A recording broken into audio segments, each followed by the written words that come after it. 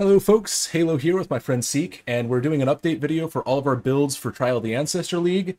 Not enough changed with a few of them to warrant full videos, so we're just combining it all into one mega update video, and everything will be timestamped in the description if you want to skip to a certain part. So, Yeah, it also has the secondary benefit of saving me from making 4 thumbnails in a row right before League starts. that's a But lot. It's a lot of thumbnails. So the Tornado Shot character saw very little changes. The Mana Guardian cursebot was reworked to accommodate the new ascendancy and to be a bit more defensive. We'll talk about that in its section, of course. I redid the leveling for Spark Inquisitor, so it'll feel a little bit smoother. It'll be a lot faster, at least movement speed wise. And then the Aurabot saw massive improvements, including the addition of an amazing Timeless Jewel tool made by Liberator that we'll showcase very quickly. It's absolutely phenomenal. Super excited for you guys to be able to see that.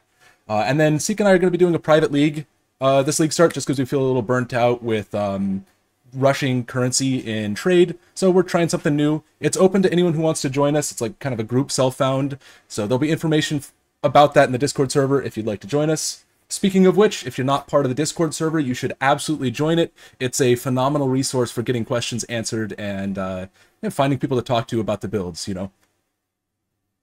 yeah, the Discord really is a great community. It's a great resource.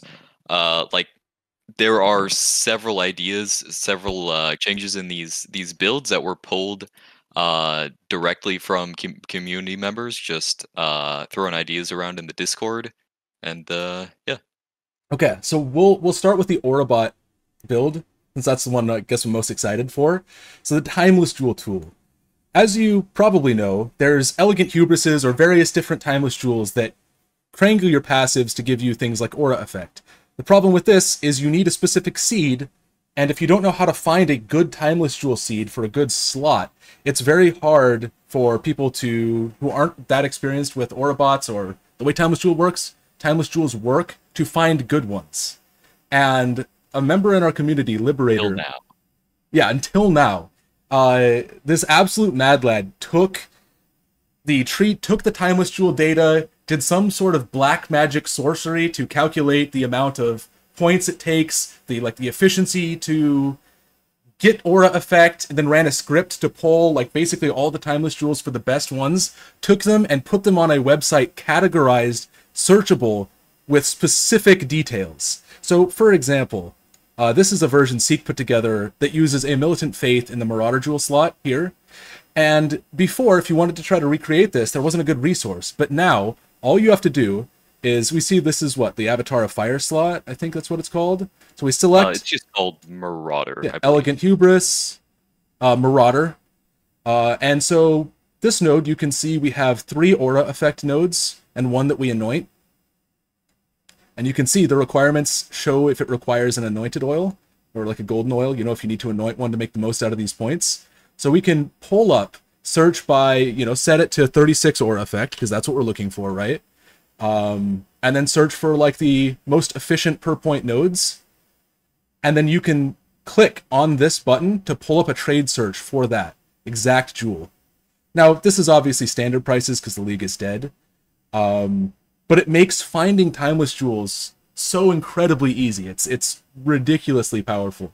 And so we've incorporated these Timeless Jewels, or I mean, I say we, Seek has done basically all the work on the Aurabot PoB. Yeah, so tell us about these Timeless Jewel examples here. Yeah, we and again, I just want to reiterate, I did make these, but they are only possible to be put into a guide because of how friendly to use and efficient Right.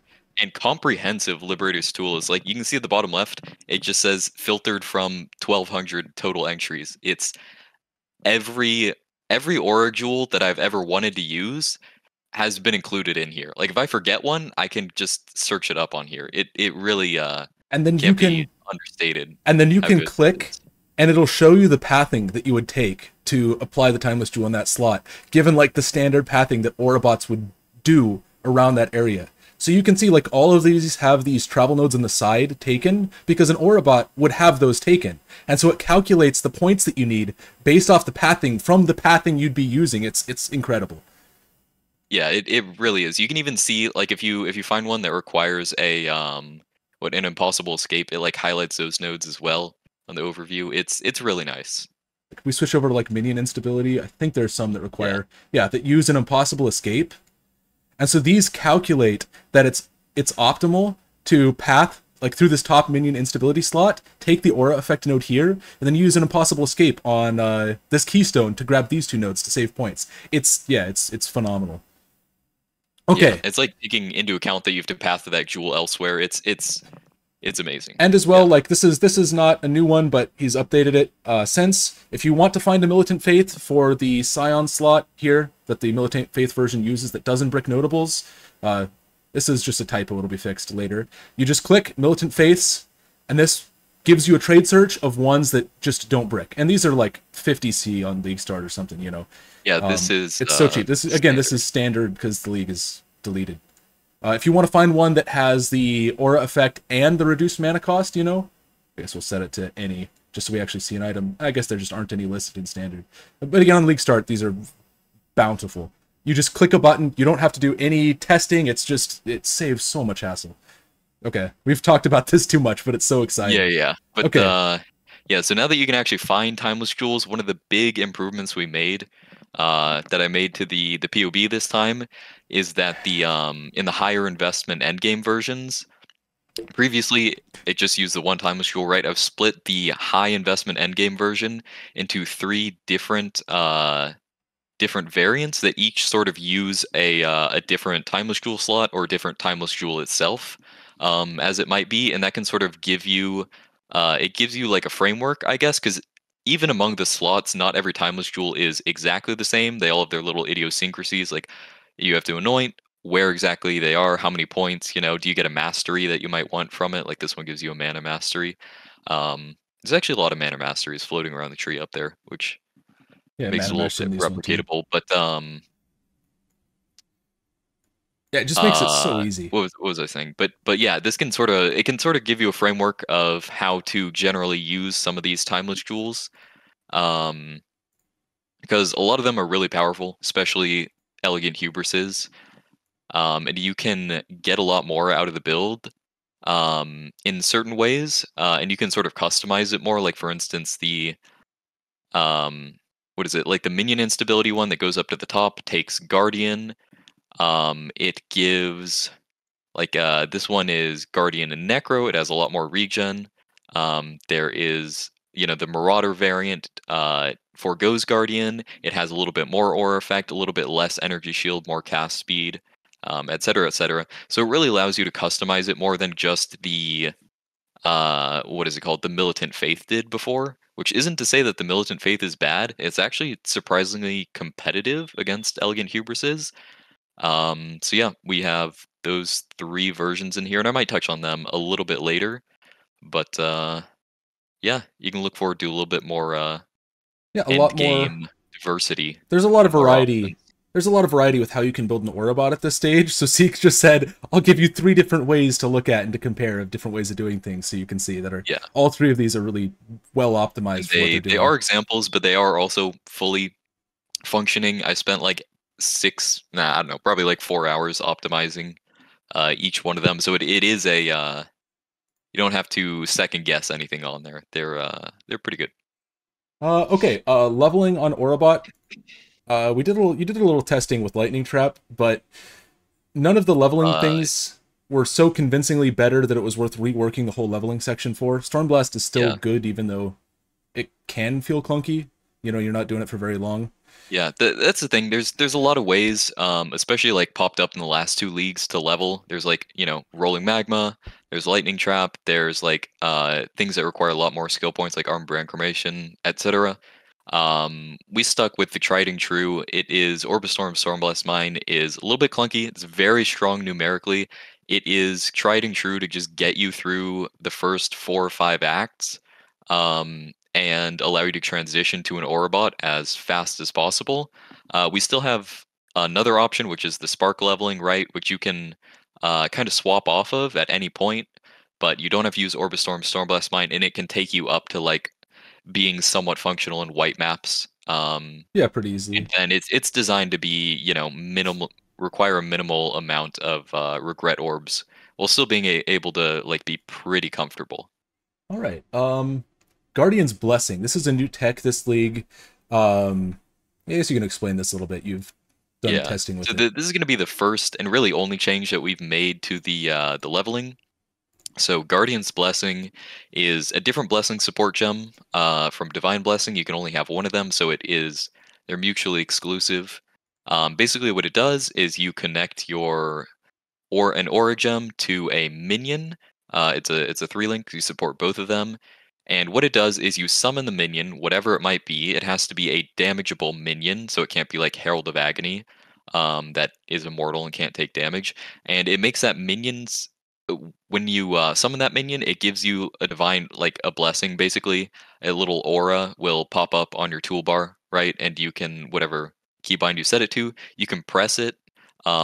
It's actually an instant cast, which is nice, unlike Divine Blessing that has an actual cast time. Once you summon the minion, toggling the aura is instant, and when you toggle it on, you have the aura. The only catch is that your minion starts burning itself to death, taking physical damage, 14.3%, and the math behind that works out um, so that they die in 7 seconds on the dot, which is a lot more cumbersome. If they're dying, it's a lot more cumbersome than Divine Blessing, right? Minions have a really long cast time to resummon. It actually requires 2 keybinds if you want to resummon the minion and activate the blessing afterwards. So the idea is you want to give your minions a little bit of regen so that they can indefinitely stay and you just have a permanent aura, or at least an aura that lasts significantly longer and is less hassle than the Divine Blessing otherwise would be, right? Otherwise, you're not really getting any benefit out of it. And Which leads us to Summon Holy Relic. Uh, this is sort of the premier minion that the skill can work with. The key to Summon Holy Relic is that it is a floating. It's floating, which means it avoids most like ground degens. It stays a little bit out of the way, and enemies, unlike most minions, don't target it. It doesn't mean that they're not damageable. They are damageable, and it will work with the support gem. But enemies are given a choice between you and the minions are never going to aim at the minion. The only way it can actually take damage is from a really big AoE that happens to hit it, or if there's a bunch of projectiles being flung at you and you walk in between them, it can take a little bit of damage. again, this Um, this is Guardian's Blessing, not Divine Blessing, but PoB doesn't have Guardian's Blessing yet, so he just took and yeah, renamed it to say that is Guardian's a Blessing, and we'll swap this out when we actually can. yeah. And when you see one warnings in the bottom left of every single gem setup, that's what that is.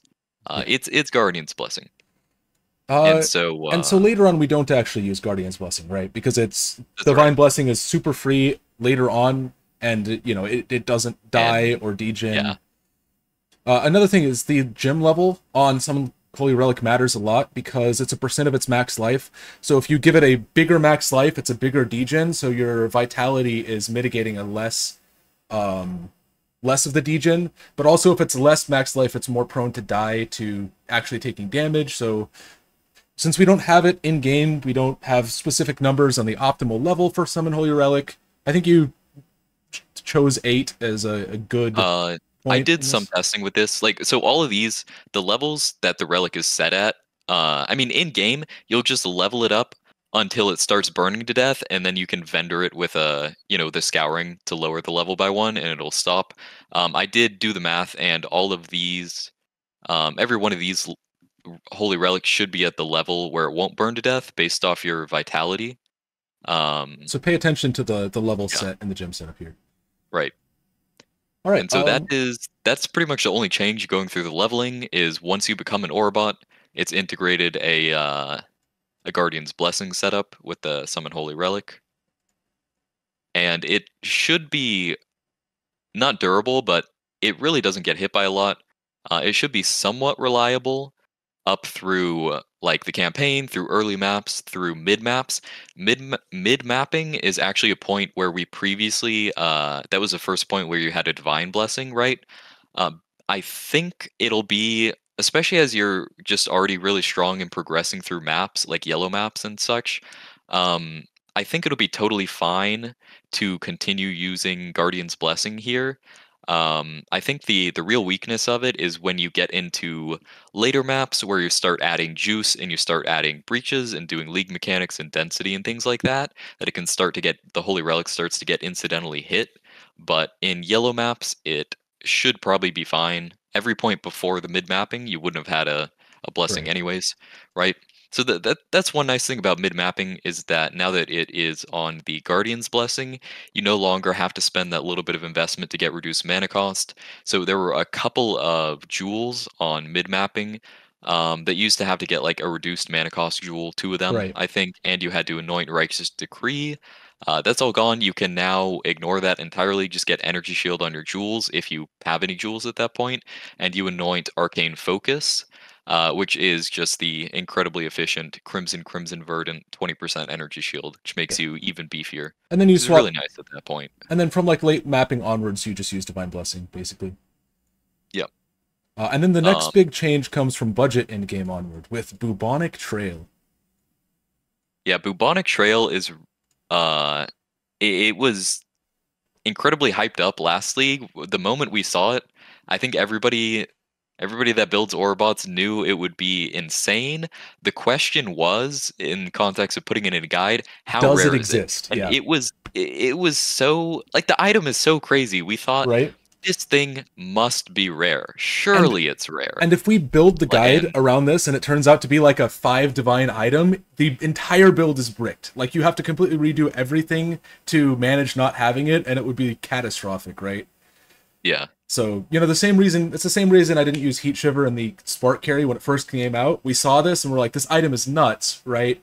But are you actually freezing? Is it applicable, you know, without, surely they made it a tier 0 drop. right? Like, Surely it's, you know, so we always err on the side of let's make sure this exists and works and will be viable when considering adding new stuff to the guides. You exactly. know, one But thing, the reservation efficiency. This rolls from 16 to 24%. If you can't get like a higher roll, you can replace. You can get the tattoos. There's ones that replace an int node with 1% generic reservation efficiency. So that's fairly interchangeable with getting a better or worse rule on Bubonic. right. But this item is just so common. Apparently, it just drops everywhere. So, or from all like glitches almost always. So it's super cheap item. You actually want a one socket one instead of a two, because you don't want to. Yeah, lose gem we socket. need those sockets. Yeah. And then of course, to get the reservation efficiency, you have to equip a unique abyss jewel. The best one is the one that gives you intelligence, because intelligence is the best stat. Yeah, it also happens to be the cheapest one. In fact, the strength one is actually often more useful, since you can just like if you ever need that last bit of strength to get your determination in or something, you can use the strength one instead. Tech Rod's Gaze, but they're all very cheap early on, aside from the minion one that's like 8 divines. Yeah, they're everyone except the minion one is pretty much like 10, 15C. Yeah, but you just go search, even on select abyss jewel, select unique, and then just search, and any of them will work. There you go. Yeah, See. and So the next thing. Bubonic Trail. Oh, yeah. Oh, go ahead. I was just gonna go into Soul Link evangelism, because I'm excited. Oh no. I mean, please, far be it from me to stop anyone from talking about Soul Link. This is in all caps for a reason. Soul Link is so good. I've seen a surprising number of people who are like posting for help with their builds in the Discord server, and they're like, my carry's always dying, so I don't want to use Soul Link because then I'll die, right? And so I'm not gonna use Soul Link. It's like, if you don't realize just how crazy Soul Link is, I mean, we spent a long time doing all kinds of tests to understand how the mechanics work. A normal Soul Link, like just a normal like level 20 Soul Link with no buff effect, is like 66% more EHP damage for your carry. Which means if your carry is like 5,000 EHP, you by using Soul Link, you're making that like what, 8,000 ish. Don't make me do math. Yeah, 80, yeah, a little bit over 8,000. Yeah, it's crazy. Like if you just like think about it in terms of that, it's insane. And it gets Soul Link has non-linear returns with buff effect because it scales the two mechanics that multiply off each other. So if you take the Like this wheel, which later versions of the Aurabot do, that instantly boosts the Soul Link effectiveness up to 87% more EHP, and then the Mana Guardian actually gives 2.2 times multiplier to EHP, so like 122% more, which we'll talk about that in the Mana Guardian section. But yeah, if you're not using Soul Link, if you care at all about being optimal or strong or making your party like, you know, like there's, you just push the Soul Link button every 15 seconds. It's absurdly powerful. Which brings us, even if it's not, even if you don't care about the defense, like if you're not using Soul Link on the carry, you can, because you don't need the defense, like, and you're worried about dying, you can press Soul Link, take off all of the carry's items, and they'll be just about as tanky. It really is absurd. It is made even more powerful by Ceinture of Benevolence, a unique belt that they added last league, and that was on release unusable until someone PK'd I'm Exile like a week and a half into Sanctum League. Maybe it was like 3 days, or Sanctum into Crucible League, and it got changed so that our coruscating elixir will no longer apply. It's only magic utility flasks. So this item is really absurd when you're building around it between multiple players. Non-unique utility flasks use apply to linked targets. What this means is essentially you have your coruscating elixir on you, then you have your 4 defensive flasks applying to you. The reason we can take 4 defensive flasks, and this all ties into Soul Link being broken, is that there's a mastery that says your movement speed is equal to the highest movement speed among linked players, meaning you link your carry, and regardless of how fast they are, not accounting for action speed, I suppose, you will instantly be as fast as them, so you don't even need a Quicksilver flask, right? Like essentially this allows you to run 4 defensive flasks. They also apply to the carry. Then the carry's Quicksilver flask retroactively applies to you. So the carry has 9 flasks, you have 6, all that from a single belt slot. And like running triple Ellie flask, and then like you just didn't run like Ruby flask on the carry, and then that lets the carry get like cast speed, crit chance, like all those like luxury suffixes that you often have to overlook in favor of defenses. Like the less damage taken multiplies off the Soul Link EHP. This belt is just insane. It's so incredibly strong. Yeah, like we were doing like a little bit of math on it with the Guardian Guardian cursebot who uses this belt at some points, and he was multiplying when that Guardian character presses Soul Link at some stages. You're multiplying their EHP by like 2.6 or closer something. To 3. When you include the multiple, it depends on how you value armor calculations, because you get a lot more off. 2.6 is to 3. Yeah, it's. No one's going to complain about 40,000 armor and mini purities, but now obviously. Anyway, we Oh yeah. I was gonna say if you still after all of this refuse to use Soul Link, then you just replace this with the Crystal Belt like always. Yes, you know the drill at this point. We did at one point, if you go back to the version that we skipped ahead of a little bit, the budget endgame, the normal one.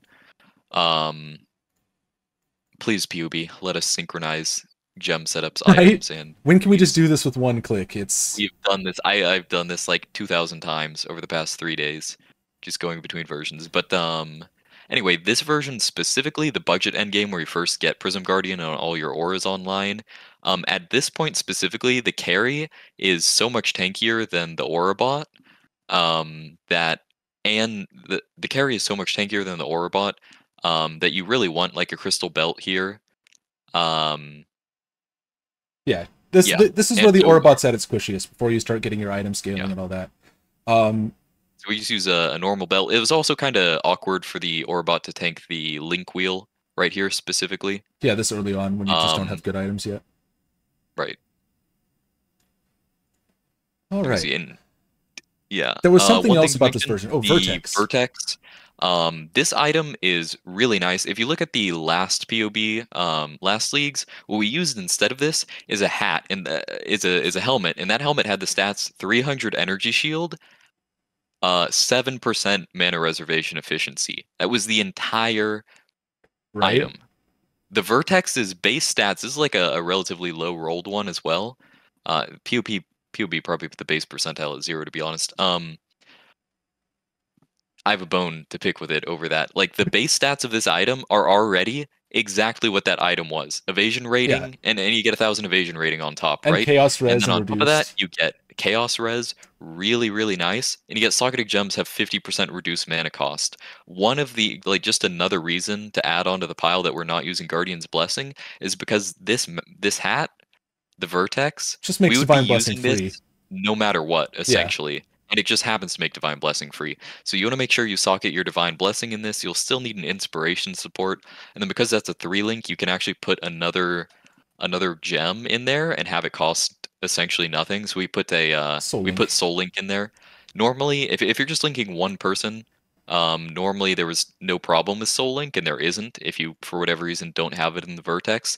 But if you're linking like if you happen to be linking a lot of players as the Aurabot, the cost could otherwise actually kind of stack up and get a little bit unreasonable for the level of your clarity at this point. But yeah, mana cost per second 0.0. Love to see it. So All right, I yeah, guess I think that's all I wanted to touch one on. I have one last topic Yeah, on Soul Link and Ceinture.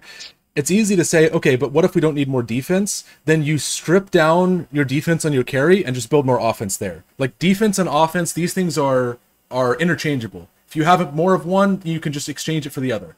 So that's like the total power level wise. Even if you feel like you don't need the defense, you just still go Ceinture and then just build your carry squishy and stack damage items. right. Okay. What else? Oh, the bow version. This is a nice Yeah, I addition. also because I forgot to even mention this. Yeah, the effect of Bubonic Trail on the Oh, budget endgame version is that you get hatred immediately. Like I feel like every like 2 leagues that we update these builds, you just get another aura for free. In sometimes it happens because of optimization. In this case, it happened because of the magic of Bubonic Trail. But yeah, the moment you get the budget endgame version online, you have Zealotry, Wrath, Hatred, and Haste, which is just absurd with Spark, right? right. The thing is, it's not just bubonics that allow this. You do need to actually get a little bit more mana reservation. I needed to put in an additional cluster jewel, be a little bit more careful with the mana. One thing I want to mention, actually, because of this, is uh, this is a problem that can be solved with like a single tattoo or a couple of them if they're at all cheap. If not, we'll just have to use the solution I'm about to present, which is that in this exact version of the build, I actually put clarity in Victorios, which means that it's not affecting you. This isn't really a problem as long as you just pick up a minus mana cost craft on the ring. Um, if you have that, then you can like place a totem and flame dash and have your molten shell proc at the same Yeah, time, because and that's more than enough. it makes smite Your cost 0 smite costs mana. 0. Yeah, And then your Molten Shell costs 12, and then you have a mana pool of 26 with good mana regen, even without clarity, because your Soul Link and Haste are costing nothing. Yeah, so right. just an entire extra damage aura, which goes into the bow version. If you're playing a bow carry, you're doing an LE bow, and there's 3 auras that benefit LE bows. You got Wrath, Hatred, or Wrath, Anger, and Haste. Hatred is a more multiplier to cold damage and fizzes extra cold, but you're not fizz bow early on. It's not even that great later on. So there's no reason to run a 4th 50% damage aura with a bow carry early, or even often later time. So you can just drop that reservation and just get extra stuff elsewhere. Like pick up Ceinture, because bow carries are squishy. Exactly. So yeah, it's just that version's meant to be played with the bow character. It gets like another 800 energy shield, Ceinture, like Halo mentioned, to because unlike the Inquisitor that just somehow has like five to 6,000 EHP at that point, the a lot of bow characters are going to be running around with like 3,000 life, which does make Ceinture worth running. It also uses well, never mind. I actually ended up going with Valkyries on both of Yeah. these versions. Now Yeah. that I think about it. But this will make playing a bow character so much nicer early on. The fact that you don't get defense because you're like magic finding, or just like building clear speed, it completely mitigates it. All right. We touched on the 3 different new higher investment versions, and then finally, aspirational in game didn't change at all. This is still just basically super high investment for people who want to do that. But I mean, basically from budget in-game onwards, you can clear the entire game pretty much. Bosses, the Uber bosses, you still have to dodge some mechanics, right? Because you can't get that tanky until later. Maybe if you don't dodge the incineration Exarch slam, you're gonna die. Is there Yeah. anything else to talk about in the Aurabot? I think we went over just about Not all on of it. that version. I want to touch over the other versions real quick. Which We one? go to like the go to the endgame version. Well, really, I just want to make sure that we didn't, because this is not scripted, as you might be Yeah, able to this is a tell. one-take situation. It's 5:30 a.m. I still have like 15 hours of classwork to do before league start. We've been up just, yeah, it's a. So we do Yeah, I've these been going like podcast. 4-hour naps two times a day, We do like podcast over the past style couple days. guides. Yeah, that's it makes me laugh every time I think about that phrase. It's it's a positive spin on unscripted back and forth. All right, what was it about this character? That's the question. What was it about this character? Weird. Was there anything about this character? The body armor. I We mean, just fill the this silence this as I one review switched the item. over. Oh yeah. That was the quote unquote big change with this one. Is we used to use Victorios. I think we clung on to that item a little bit too long because if you know how to craft a this isn't an extensive crafting project. This is just a Yeah, it's a tier four one. link. Yeah. Yeah, Well, go ahead. it's a four link Vol Regalia with tier one Shape Rent and tier one Redeemer effect. There's no elevation. Awakened orbs aren't that expensive early on. This is really easy to craft. It's a good intermediate step between Victorios and then like the double elevated chest. So Yeah. just a good adaptation. All right. Yeah. I think that's it. On all of these, after all these changes, it's actually been quite nice. We used to have a bunch of rare jewels that gave like you needed corrupted reservation implicit to run your Defiance banner. Some versions you needed reduced mana cost, like you needed. I think there's maybe one build that uses 3% reservation on one rare jewel. Aside from that, every single one got replaced with energy shield and int. Yeah, So it's just none of these have increased effect. They're all just yeah, like you said, it's much yeah, more smooth, easier to like build. it's pretty nice. Because if you can't replicate, like replicating rares is one of the hardest things to do. To know exactly what you're looking for in all these rare items when you're following guides. And I mean, jewels aren't that complicated, but it's nice to know that like if you can't get the exact same jewel, the build is not going to cease functioning, which is something that was possible in a couple instances last time, at least in a small way. Now it's just Yeah. you want energy shield on your jewels, and that's really all there is to it. Yep, that's as simple as it gets. All right, the Magic Find Tornado Shot Deadeye basically didn't change at all. This character is really there's not a lot to change. Like, I played this last league, so it's all very up to date with exactly how I would want to play this character. Once you get to like the crit Magic Find Tornado Shot, once you get like this tree operational, you pretty much are doing 100, or like 60% deli, even 100%. I think we were doing, with this character with the Uh, Aurabot. I don't know if you do 100% deli on this. Yeah, I guess we had like a good Crucible passive, but anyways, this is just a really solid Magic Find build. There's not a lot. I did add Progenesis to this last version. Obviously, if you don't have this, you just use an Amethyst Flask, and if you have an Aurabot with Soul Link, which you should, if you're playing a carry and your Aurabot's not using Soul Link, you bug them about it because how powerful it is. Then you just adapt your flasks to what they have. So if your Aurabot's running an Amethyst Flask, you wouldn't. But in any case, if you can afford Progenesis, this item is just broken.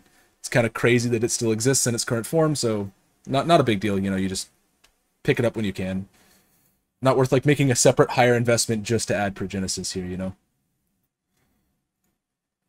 And also with the added benefit of like Ceinture, like that just makes this character feel so much easier to play because the Aurabot solves even more of your problems for you. Because you can't equip things because you have all the items. And obviously, like I'm using Comb Spirit gloves and like Death Rush on rings because that's what I like to run when I play characters like this. If you didn't know, Magic Find does have diminishing returns on top of like the additive diminishing returns. You think that's like if you go from like 50% increased player quant to like 70, like a lot of that is reduced. There's a whole formula for it, so it's not as bad to lose some of the top end Magic Find as it might seem. You can obviously replace those with Magic Find items if you prefer it. I like to go fast, however.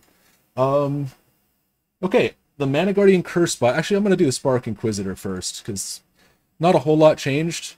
Like I said in the beginning of the video, I do want to add like a Giga Endgame version,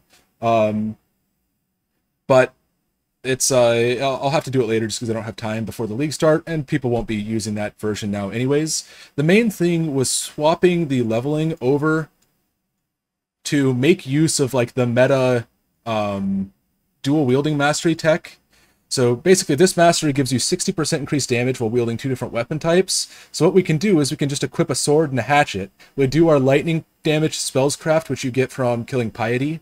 Like the first time, you know, there's the crafting recipe right there. So you just pick up like a rusted hatchet, rusted sword. You know what? You want ones with good attack speed base. You craft the flat lightning damage. Then you take this mastery that gives you 60% increased just global damage. You know, if you find a really good scepter, you can swap it in for one. You know, you don't, but you just, the main thing is make sure you never have 2 of the same weapon type. And it does mean you can't use wands because you can only dual wield a wand with another wand. But Leap Slam is so good that you just want to be using it anyway, so it's not a huge loss. Yeah.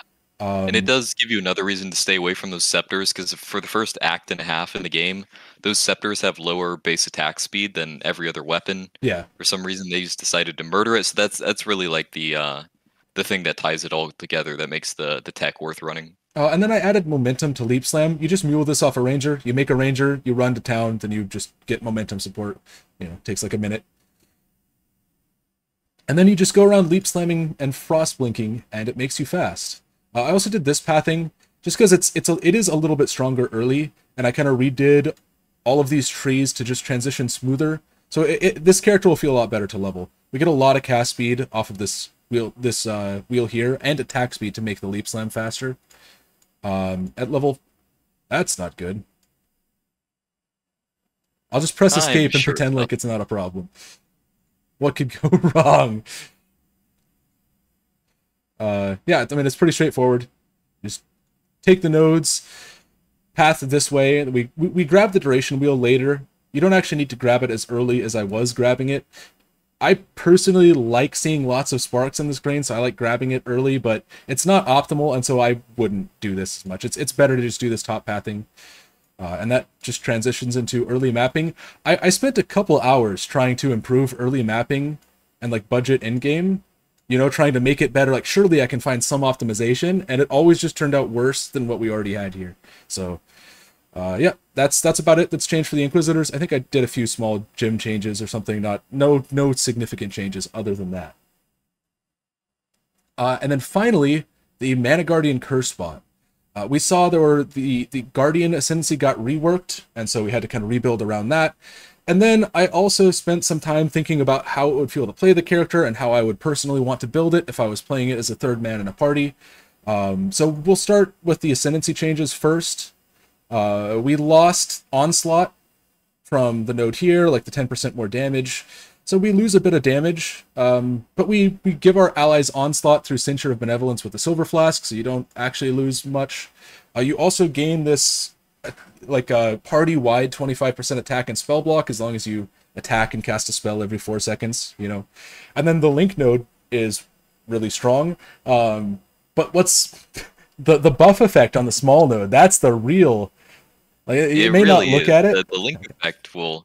The 5 max res looks appealing early on, but so right now, this is how much buff effect we have. We have 40% increased buff effect on Soul Link. That's a 2.22 times multiplier on your linked target's EHP. So 122% more EHP. If we drop this down to 135, you know, like this buff effect is your allies have like 8% increased more, which is a weird way of saying it.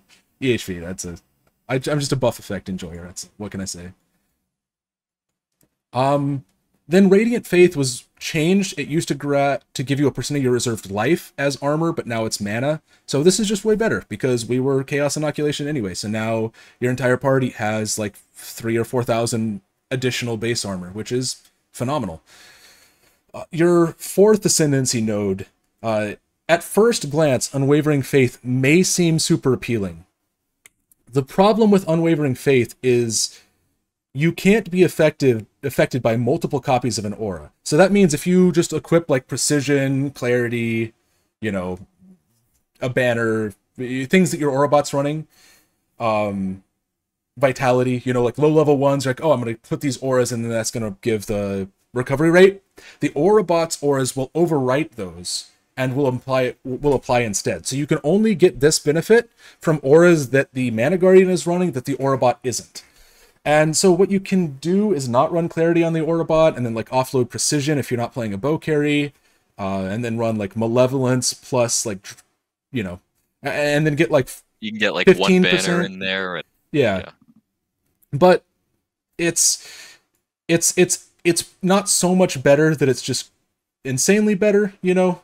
If you want to mess around and switch Reservation instead of like spell slinging a couple curses, or instead of running like an aspect of the spider, and it depends on what version you're looking at, you know, there's some Reservation you can swap out. But you can use it, but it's not as crazy because the Aurabot auras will override it, so you just take time if need. It's recovery, it's, you know, you can make an argument that like getting 10% recovery rate is better than this, but it's kind of preference at that point. We'll go start at the end game version and work backwards. I've kind of changed my mind a little bit on how the Ellie resist shred auras work. The problem with Ellie resist shred curses is that the Ellie inversion mastery is just insane. It's like going to be like 25% more damage for your carry.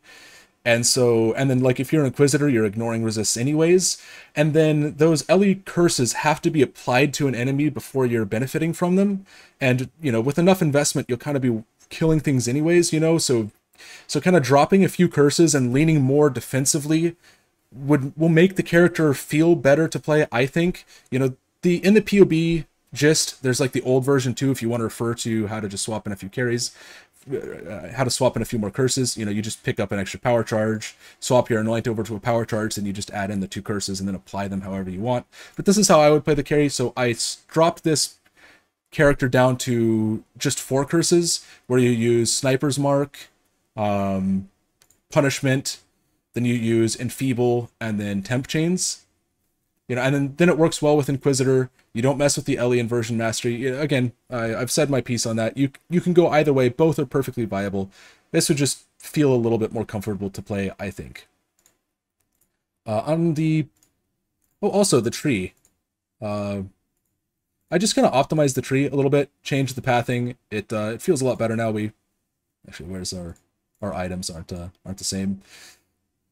Yeah, so just a bunch of general improvements to the in-game version, pre-Aegis, a very similar deal. You know, just dropped a few curses, so we're not running like Adodri's Elixir here. You know, again, there's a lot of preference when it comes to this stage of, you know, like a Mana Guardian, but this is how I would do it personally. Same with maps. I don't think a lot changed. I redid the links, the gems, and such. The main big change is from the get-go, we're using Ceinture of Benevolence. And like we were talking about Soul Link being crazy effective, it gets even more effective when you're running Ceinture of Benevolence. So you run Basalt Flask to give a % more multiplier on armor, then you can run a Silver Flask to give Onslaught to your whole party, and then you run Triple Ellie Flask. And so again, it's worth mentioning, if you have a Mana Guardian, like if you have this character in your party, your Aurabot does not run Soul Link, your Aurabot does not run Ceinture. You only want one person linking, and so that is shifted to this character, and then your Aurabot drops all of that. You know, the link nodes, they drop the Ceinture of Benevolence, and they just build different instead. I think that's about it. Any thoughts on this, Seek? I think you covered it. I mean, the important things is like Ellie inversion mastery, making it a little bit more optional to run the curses. You got the you got the PSA out about the links. That's half the point of this video. Right? It's just a link evangelism. Make sure you're using your links properly, people. Okay. Last thing is, somebody's going to ask, how do you make up for losing the charge generation? And the simple answer is you don't. It's not worth it. You could path like down to Conduit and then get some charge generation, but it's just not worth the points. Most carries have a really easy way to generate power and frenzy charges. If you're a you know, if you're a spark carry, you just get frenzy on hit on a body armor, or you use blood rage for power charges. You can use like Storm Rider or like Mana Forge, power charge and crit with frenzy. If you're a bow character, that just gives you both for free. And then it's like you don't have endurance charges, but this character is giving you such an enormous amount of mitigation that it doesn't really matter. You're not really sad to see that go. A quick note on the block uptime.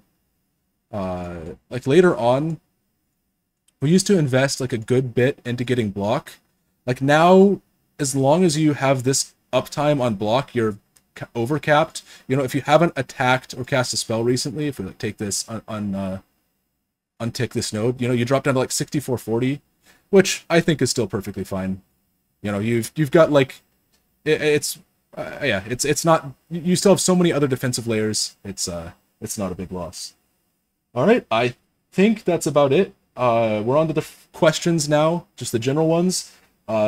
Ascendancy choice for Aurabot. How is Guardian fair as an Aurabot ascendancy now? Because people are gonna want to know. Yeah, at the end of the day, the thing about Guardian is harmony of purpose is nice. The immediate 5 max res is nice early on, but it's so easy. Like if you're playing an Aurabot and you really want to get all your auras online, you want to farm hard content and play for a while, like it is very easy to get up to the point where this node isn't giving you more than like 1 or 2 or 3 max res. Which is, it's nice that it sort of accelerates you, but it doesn't have that much of a place outside of like pushing really hard, really fast, like pushing for XP at the start of League. And if that's something you're not doing, Guardian doesn't have that much merit, especially from this node. Yeah, the block is honestly really nice. Yeah, block is decent. A lot of people like the recovery rate is okay. Just overall, it just doesn't compete with Scion. Yeah. And if you really want the recovery rate, you can always take that on Scion. Right?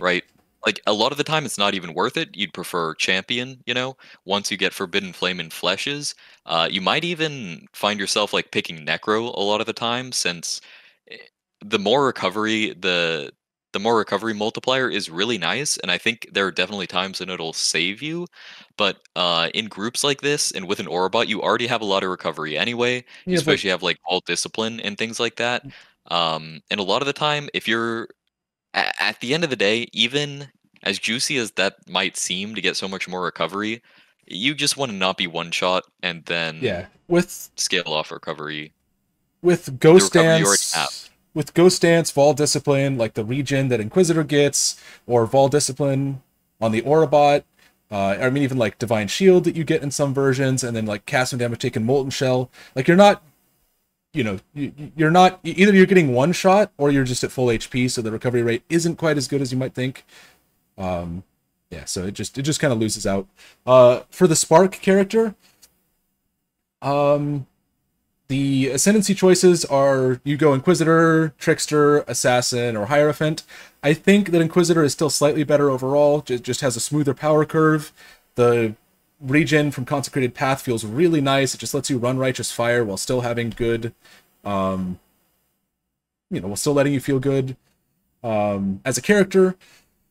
So I personally still prefer Inquisitor. I think it's slightly better, but Hierophant, Trickster, and Assassin are all almost as good, if not equally competitive, especially with the Ellie Inversion Mastery being so absolutely ludicrously insanely powerful. It's just hard to overstate how good this is. You know, like, if we just go back to the Magic Find Tornado Shot Deadeye character here, and we look at what this mastery is giving you, it's literally just 32% more damage, you know, because you just don't shred resist, and then you stack penetration, and then it just, I feel like every new league we're like getting something new like this. It's like Heat Shiver, and then it's Bubonic, and then it's Inversion Mastery, and it's like all of these things. I feel like we're just juggling all of these things, and I keep thinking like one of them is going to get removed from the game, and they just don't.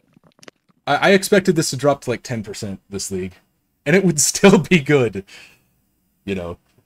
Okay, last Spark. A lot of people have been asking Spark versus Magic Find Tornado Shot. Which is better? Which should I play? It's a common question. I've kind of changed my opinion on it a little bit. Bow characters have gotten way stronger early on. Absurdly so, with like getting plus arrows you know, getting additional arrows. Also, the Aurabot has gotten more powerful, and the Aurabot can run Ceinture of Benevolence, which makes your carry massively more tanky. So, like, you don't even feel bad being low durability. So, like, as a whole, like, the Deadeye bow carry archetype is much stronger than it is before. The problem with it is you, by picking a Deadeye carry and going Magic Find, you're sort of hard locking yourself into only doing one type of content. If you think that you can just pick the Magic Find Deadeye carry and then, you know, do Magic Find a bit, you're like, oh, you know, you still want to play the game. You maybe go try some simulacrums, maybe go do some delve, maybe go try to kill a boss. You're going to have a terrible time. This is a specific purpose-built character, and it is extremely good at that one task. And if the idea of like having to buy boss carries for your like your Uber Elder and Maven Voidstones, which you will have to do if you're playing this kind of character, unless you build it different, you know. I mean, that's what we do when we play this character, because it's really hard to scale that damage to make that feel good early on. Like, if that just sounds bad to you, then just play Spark. It's just good at everything. If you want to do a lot of Magic Find, you should play the Deadeye. If you want to like crawl into the Magic Find cave deep below and just stay there and never see the light of day, this is exactly the character for that. So, but on the flip side, the Spark Magic Find version is all right. It's not going to scale to the speed of this, but you won't feel bad doing a day or two of Magic Find with Spark, you know. So that's any thoughts on that, Seek, before we wrap up the video? No, I mean, I think you put it pretty succinctly with the yeah, Deadeye with a Magic Find bow character. You're committing yourself with Spark. Your options are always open. I just want to say there's also like some merit to Spark just instantly having like 15 million DPS the Yeah, moment you get into red maps and get like Annihilating Light in your Aurabot online. Having Magic Find, like if you're playing for an extended period of time, then the scaling and the speed of the bow character and the instant clear will feel really good. But it's not to say that Spark is even strictly worse if you're looking at like a shorter time frame on the first couple of days. yeah, yeah, absolutely agree. That's a good point. Yeah, I think we covered everything. We've gotten through our entire notepad list of stuff to do. All right, so I guess that's it. Thank you for watching. Yeah, catch you guys later. Join the Discord if you haven't. It's a great place. I keep saying it because it's true. It's just an awesome community of people. Yeah, and I'll catch you later. Good luck with Ancestor League. I feel like I should have an outro here, but I got nothing. You got something, Seek? Uh, Nada.